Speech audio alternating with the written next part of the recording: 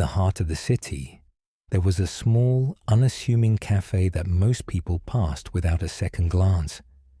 It didn't have a fancy name or an Instagram-worthy interior, yet those who frequented it spoke of a quiet magic within, a place for reflection, a place for conversations that bled into the late hours of the night. It was here that Nathan, a young, ambitious engineer, had his most transformative realization. Nathan wasn't sure why he came here. Maybe it was the way the light from the street lamps would spill in through the windows in the evening, casting a glow that made everything feel warmer, more intimate. Or perhaps it was the strange serenity of the place, where time seemed to slow and the noisy hum of the outside world faded into a soft background murmur. But this evening, he was distracted. He wasn't paying attention to the usual charms. The table next to him was occupied by two people, an older man and a younger woman. They sat across from each other, talking about... Well, it wasn't clear to Nathan. He tried to focus on his own work, his engineering reports, but the words wouldn't form in his mind. The project he was working on, a machine designed to simulate human emotions, suddenly felt trivial, almost absurd. The young woman at the table caught his eye for a moment, her gaze lingering as if she could sense his discomfort. She was quiet now, looking down at her tea, while the older man, perhaps her father, spoke gently. "You know," the older man began, his voice calm and filled with a quiet intensity. "Sometimes, I wonder if we've created something we can't fully control. The machines we build, the systems we design, they're growing smarter, faster, but with each step forward, do we lose something important, something human?" Nathan found himself listening more intently now, despite himself. The older man's voice was rich with experience, and his words seemed to carry a weight that felt far too relevant to Nathan's own thoughts. We think we're building better lives, but maybe we're just running away from something. What happens when we reach the point where we can simulate everything? Can we still feel? The older man paused, waiting for a response from the woman. The woman, who appeared to be in her late 20s, smiled faintly, but said nothing for a while. She took a sip of her tea, then finally spoke, her voice soft but resolute. "Perhaps it's not about feeling, but about understanding. What if we could know ourselves better through these machines? What if we could remove all the noise and just see clearly? Would that be enough?" The conversation flowed back and forth, but Nathan's mind was reeling. Would that be enough? It was a question that echoed in his head, louder than any of the noise in the cafe. As an engineer, he had always believed that the answer to every problem could be found through logic, data, and innovation. But here, in this simple cafe, he felt the weight of a realization settling over him like a heavy fog. There was more to human life than simply understanding it.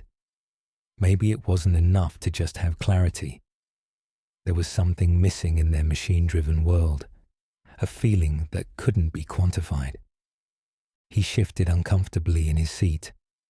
The conversation from the next table continued, but it was as if the words were no longer directed at him. Instead, they danced around him, pulling at something deep inside. He thought about his work again. The emotional machine he had been developing was nearly complete. It could read facial expressions, detect subtle shifts in tone, and even predict human reactions with impressive accuracy. But as he sat there, listening to this conversation, he couldn't shake the thought. What if the machine could never truly understand the complexity of a human soul? The older man spoke again, but this time his words were directed at Nathan. "Young man, you look like you're carrying the weight of 1,000 thoughts. maybe you're thinking too hard. Sometimes the answers we seek don't come from more knowledge. They come from letting go of the need to know. Nathan blinked, caught off guard. He hadn't realized how much of his inner turmoil was spilling into his expression. The older man's gaze was sharp, like he had been observing him for some time. You're trying to build something that reflects human emotion. Yes, the man continued. But what if the most profound emotions can never be simulated? What if that's the point of being human? The uncertainty, the unpredictability. Nathan felt a chill run down his spine. His mind raced. He had always been fascinated by the idea of artificial intelligence, by the way human-like machines could replicate behavior. But could they replicate the essence of what it meant to feel? Could a machine ever understand what it was like to love or grieve or hope? The woman spoke softly now, her voice almost a whisper. Machines don't grieve, Nathan. They don't dream. They don't wake up in the morning and wonder what's real and what's not. But maybe that's okay. We don't need machines to be exactly like us. Maybe what we need is just for them to help us understand what it means to be human. Nathan was struck by her words. There was something quietly profound in what she said.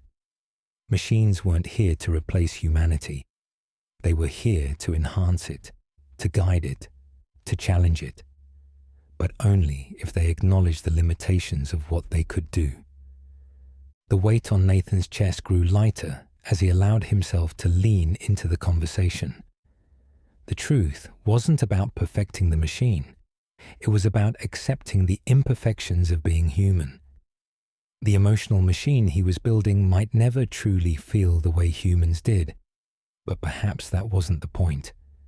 Perhaps the point was in learning to embrace the messiness of emotions, the uncertainty that came with being alive. He stood up, suddenly feeling as though a fog had lifted.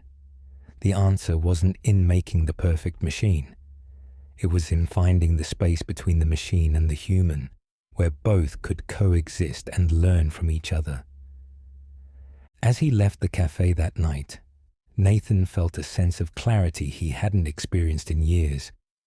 His project was far from over, but it no longer seemed like the end-all be-all.